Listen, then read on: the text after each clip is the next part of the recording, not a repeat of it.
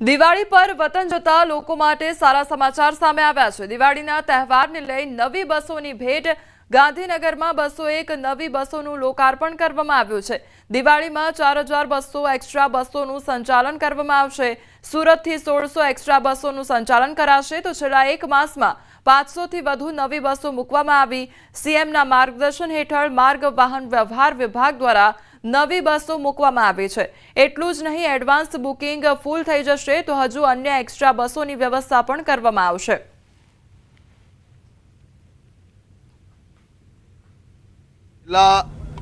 એક મહિનામાં 500 થી વધારે બસો લોકોની સુવિધાઓ માટે ચાલુ કરવામાં આવી છે। દિવાળીનો સમય હોય ને દિવાળી પહેલાં જેમ આપણે વાદો આપેલો હતો એમ 201 નવી નક્કોર લેટેસ્ટ બસો એ ગુજરાતના નાગરિકોની સેવામાં આજે ખુલ્લી મૂકવામાં આવી છે। 201 બસમાંથી સુપર એક્સપ્રેસ 128, ગુર્જર નગરી 168 અને મિડી બસ 5 એમ 201 નવી બસો આજે ચાલુ કરવામાં આવી છે। દિવાળી બનાવવા માટે મોંઘું ભાડું ના ખર્ચવું પડે તે માટે વાહન વ્યવહાર વિભાગ દ્વારા આ વર્ષે બી દક્ષિણ ગુજરાત એટલે કે સુરતથી 1600 એક્સ્ટ્રા બસોનું સંચાલન કરવામાં આવશે અને ગુજરાતના અન્ય જિલ્લાઓમાં શહેર અને જિલ્લાને જોડતી 2600 એક્સ્ટ્રા બસોનું સંચાલન દિવાળીના ખાસ નિમિત્તે આ સંચાલન કરવાનો નિર્ણય લેવામાં આવ્યો છે। તો દિવાળી ખાતે જે દિવાળીને લઈને તહેવારોને લઈને તૈયારી થઈ રહી છે તે પહેલા હવે રાજ્ય સરકાર દ્વારા જે નવી બસો છે તેનું સંચાલન કરવામાં આવશે અને લોકાર્પણ પણ કરવામાં આવ્યું છે। સુપ્રસિદ્ધ યાત્રાધામ ડાકોર રણછોડજી મંદિરના પૂજારીના ધતિંગ સામે આવ્યા છે। પૂજારી ધૂણતા નજરે પડ્યા છે। પોતાની ઓળખ પોલીસ ગોળ તરીકે આપનાર વિષ્ણુ પ્રસાદ સેવકનો વિડીયો તેમના જ ફેસબુક એકાઉન્ટમાંથી વાયરલ થયો છે। આ સેવક મહાશય પોતાના ઘરે જ ધૂણી અને લોકોના કામ કર્યા હોવાનું આપી રહ્યા છે નિવેદન। એક પીએસઆઈનું પણ કામ કર્યું જેમાં અત્યારે એને ખૂબ સુખ શાંતિ હોવાનું સેવક કહી રહ્યા છે। આ પીએસઆઈને રૂરલ પોલીસ સ્ટેશનમાંથી ઉઠાવીને એસઓજીમાં મૂકી આપ્યો હતો। આ મહાશય તો ત્યાં સુધી કહે છે કે મેં તો આ પીએસઆઈને ડીજીપી સ્ક્વોડના મૂકવાની વાત કરી હતી, જ્યાં મહિને 50 લાખ રૂપિયા કમાતા પણ તેની તાકાત ન હતી।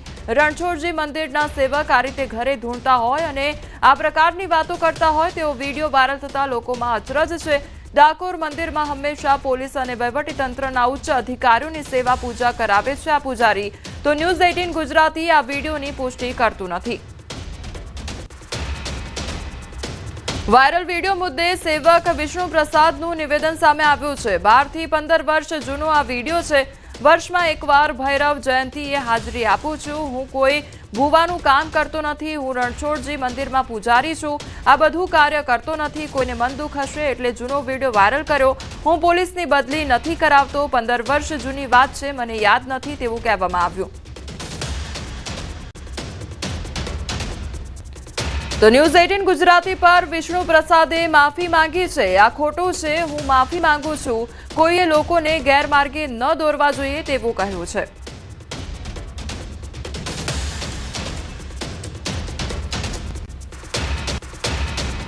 બેન, આ વિડીયો તો જૂનો 12-15 વર્ષનો છે। વર્ષમાં એકવાર હું ભૈરવજીનો જન્મદિવસ ઉજવું છું। વર્ષમાં એકવાર ભૈરવ જયંતિ આવે એ દિવસે એમનો જન્મદિવસ ઉજવું છું। એ દિવસે હાજરી આવે છે। હું કોઈ ભુવાજીનું કામ કરતો નથી, બરાબર છે। હું રણછોડજી મંદિરમાં પૂજારી છું। હું આ બધું કશું કોઈ કાર્ય કરતો નથી। હવે કોકને મનમાં દુઃખ હશે અને સહન નહીં થતું હોય એટલે વિડીયો, આ જૂનો વિડીયો વાયરલ કરેલો છે। હું સામાન્ય માણસ છું, 10 ચોપડી પાસ છું, ત્યાંથી હું બદલ્યો કરાવું પોલીસ। 15 વર્ષ જૂની વાર્તા છે બેન, અત્યારે મને યાદ નથી કે આ કોણ બોલેલું શું છે એ। કે વર્ષમાં એકવાર ભૈરવજીનો જન્મદિવસ હું છું ત્યારે એમની હાજરી આવે, હવે તો એ નથી આવતી, સમજો। કારણ કે મારે અત્યારે એટલી બધી તકલીફ છે શ્વાસની, એટલે બોલવાની તકલીફ અત્યારે કરે છે। ઊંઝા એપીએમસી દ્વારા વેપારી એસોસિએશનની માંગણીને લઈ દિવાળીના તહેવારમાં રજાનો નિર્ણય લીધો છે। ઊંઝા એપીએમસી 18 ઓક્ટોબરથી 26 ઓક્ટોબર સુધી બંધ રહેશે। તો દિવાળીના તહેવારના કારણે હરાજીનું કામકાજ પણ બંધ રહેશે। આગામી તારીખ 27 ઓક્ટોબરથી રાબેતા મુજબ માર્કેટ યાર્ડ શરૂ કરવામાં આવશે। હિન્દુઓના પવિત્ર તહેવાર દિવાળી નિમિત્તે આ વખતે 18 ઓક્ટોબરથી ધનતેરસના દિવસથી એપીએમસી બંધ થશે અને 26 ઓક્ટોબર સુધી બંધ રહેશે. એના પછી 27 ઓક્ટોબરના રોજ લાભ પંચમીના દિવસે વિજય મુહૂર્તમાં પૂજન કરી અને વેપારીઓ પોતાનો વેપાર ધંધા રાબેતા મુજબ ચાલુ કરશે.